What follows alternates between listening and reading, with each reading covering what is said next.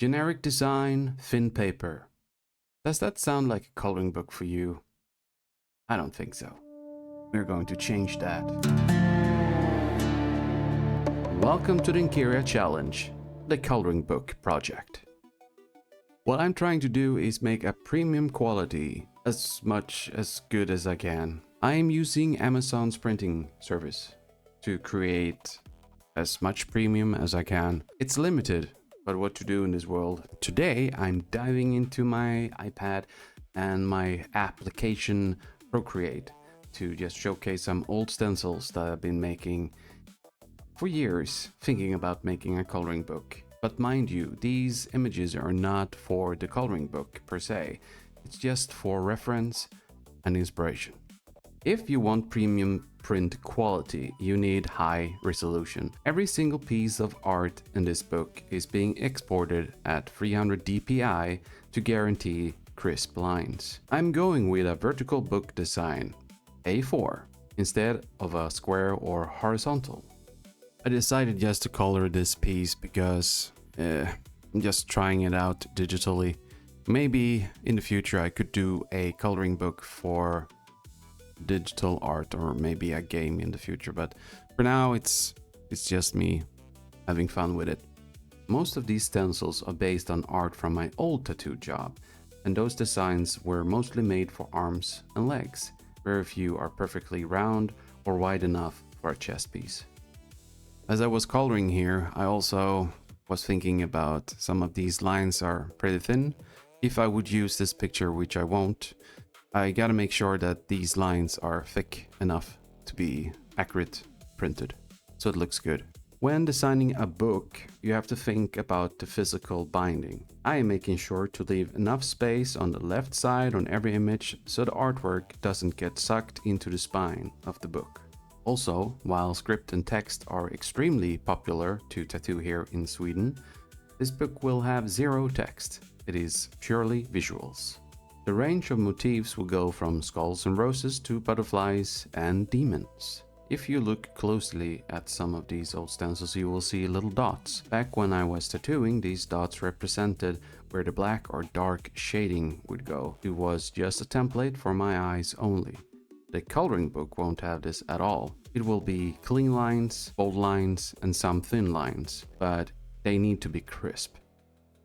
It's fun going through old art that you have been doing since before and playing with layers. Layers is the key here. You will also notice some of these designs are already dark colored. Obviously those won't work either. What is the point of a coloring book if the coloring is already done for you? But they give you an exact idea of the vibe I am going for. This one will do, and also this one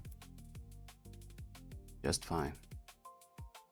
I am doing all of this preparation in Procreate. One of the main reasons I use this app is the one-time fee.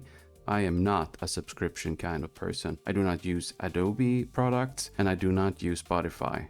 MP3 still rocks in my Winamp. Battle Cat.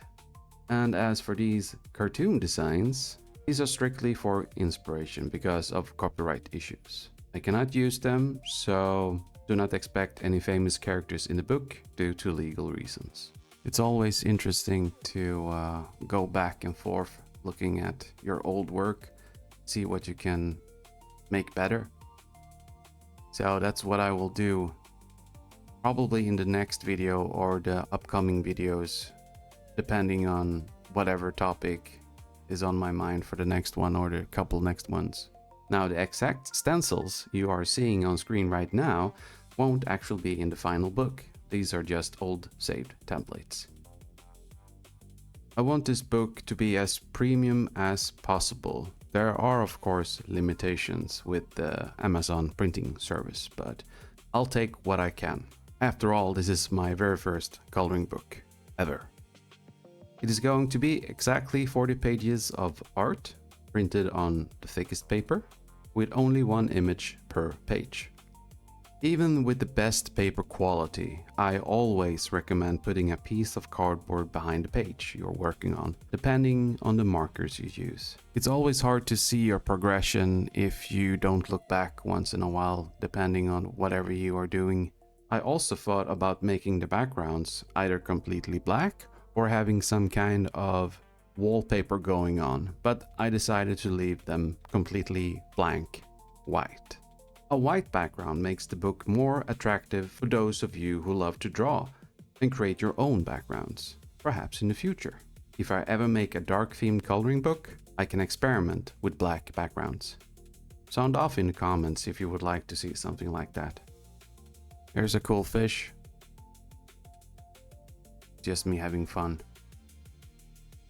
If I would be lazy, I could always pick the eraser and erase the lines if I would use the black background as a wallpaper, but it will still be very fuzzy. You can see the edges is very, very blurry. That's because it's not 300 dpi. So I would rather just remake this whole thing instead of doing that and keep the background white completely. Adding few details is always fun as well. This might be something that I could use as inspiration. If you create something new, could spark something completely new. I wouldn't use this skull per se, but if there was something similar to it, I would. Many years ago, I was thinking about making a coloring book, so I decided to just take some of the images that I made for the portfolio in the studio and put them aside for specifically making a book in the future, because we always talked about it in the studio I was working on. Since then, I've been thinking about making something new instead of using these old things. Perhaps in the future, if I would tattoo again, I could use this as stencils and having the coloring book in a totally different category of art. For example, this tiger having stripes, and there are some dark areas here too. Would be nice if you can actually make a green tiger with, I don't know, orange stripes instead of having black stripes. So this is just an example. I'm doodling over here the stripes. I won't be using this, and the stripes won't be looking like this. Having fun with the eyes and such. But this is an example of what I could do with the inspiration I already have. Making a stencil on top of a stencil, doing changes as I go. And of course, with 300 dpi, so the quality is bigger and better.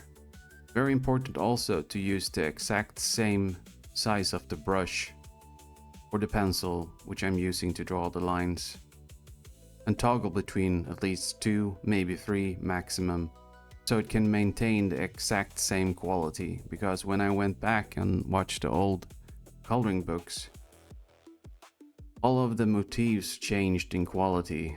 You could even feel that 1 or 2 of them on this big paper A4 sized one was very small and blown up proportionally, looking like a fuzzy mess. All the details went away. Erase that, erase. I don't want that. I guess you need to start from scratch, have a solid idea of what you want, and then do it. Filling in black with white is not a good practice. Like I said earlier, I would just redo the whole thing with clean lines instead. When it comes to the motifs per se, I don't want things to be same across the whole book. There should be a mix of different themes. So if you see an animal, maybe there's just one in the whole book. Maybe one demon, one kind of flower, and so on. Just an example of a mandala. This is a completely different program. It's not Procreate. If you're interested in this, I could make a completely new video about mandalas. Having a small image isn't the best way to move forward. I think it should be bigger. But for the sake of this, I am trying to have a mandala behind this image. But it didn't look good, so I scrapped it. There won't be a bunch of tiny clustered images unless they build one giant cohesive picture. No cheap mirrored copies to fill space, and no mandalas is in this specific book. So, if you like to see a mandala coloring book with a monster twist in the future, let me know. Thank you for watching. If you like this content, let me know. And, well, like I always say, catch you all on the flip side.